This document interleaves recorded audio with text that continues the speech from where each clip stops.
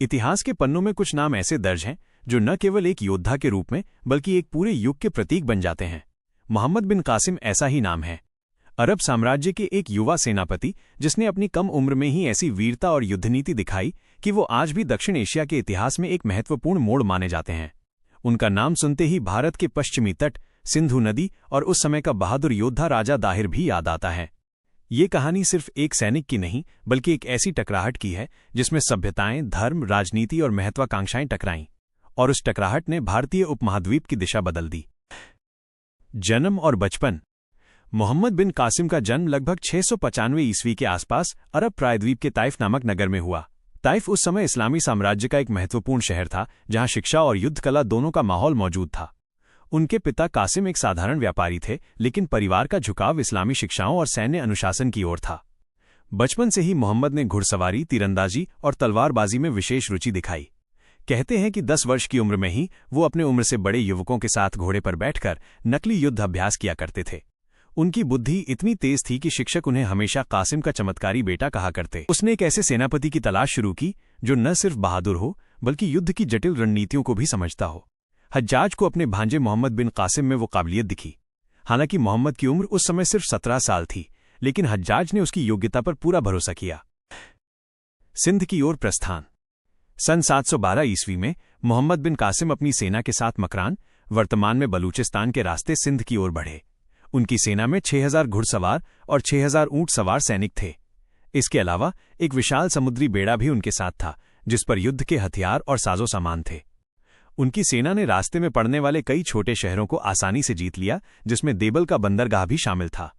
देबल में उन्होंने एक विशाल बौद्ध स्तूप पर हमला किया, जिसे कुछ ही समय में जीत लिया गया। देबल पर विजय हासिल करने के बाद कासिम ने नेरून, वर्तमान में हैदराबाद के पास की ओर कूच किया। नेरून के बौद्ध भिक्षुओं ने बिना किसी युद्ध के ही आत्मसमर्पण कर दिया। उन्होंने कासिम से संधि कर ली और उन्हें आवश्यक सहायता दी।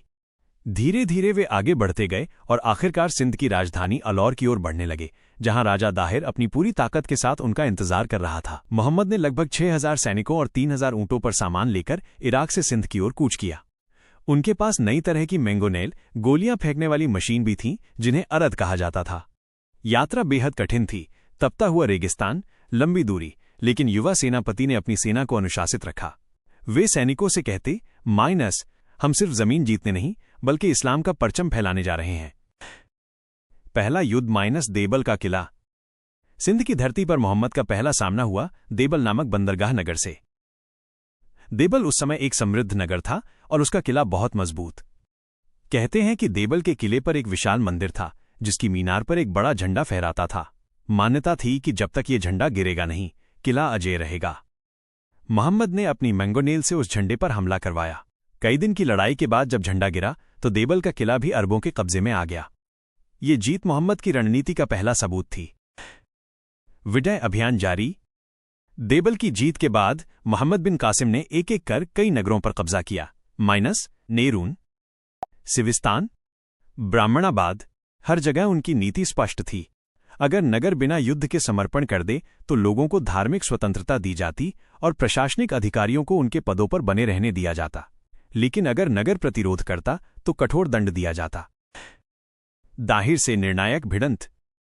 अंततः मोहम्मद और राजा दाहिर का आमना सामना हुआ। सन 712 ईस्वी में रावर, सिंधु नदी के किनारे के मैदान में दोनों सेनाएं आमने सामने खड़ी थीं।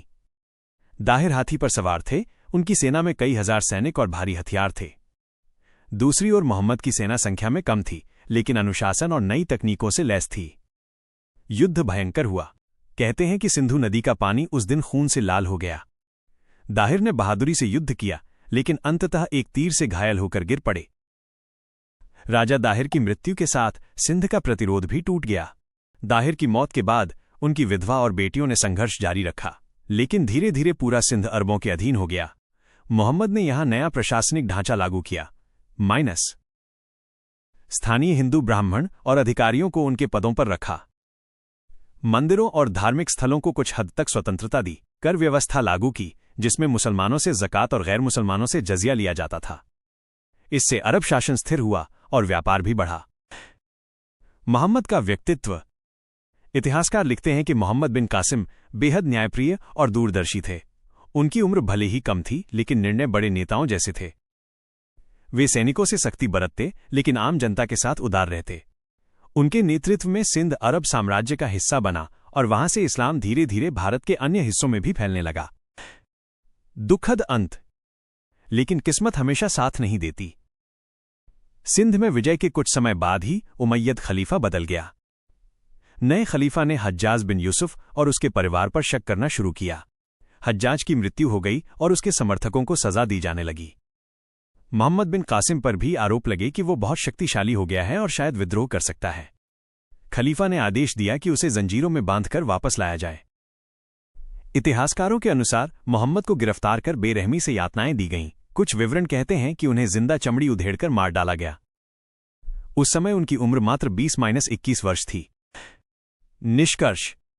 मोहम्मद बिन कासिम का जीवन बेहद छोटा था, लेकिन उन्होंने जो उपलब्धियां हासिल की वे सदियों तक याद की गईं। उन्होंने न सिर्फ एक नई भूमि पर विजय प्राप्त की, बल्कि प्रशासन और सह अस्तित्व का एक मॉडल भी पेश किया। उनके कारण ही भारत में इस्लाम की नींव पड़ी। लेकिन उनका अंत ये भी दिखाता है कि राजनीति कितनी निर्मम होती है। जिस साम्राज्य के लिए उन्होंने अपनी जवानी और जान दी, उसी साम्राज्य ने उन्हें निर्दयी मौत दी। उनकी कहानी हमें ये सिखाती है कि इतिहास केवल जीत और हार की दास्तान नहीं, बल्कि विश्वासघात और बलिदान की भी गाथा है।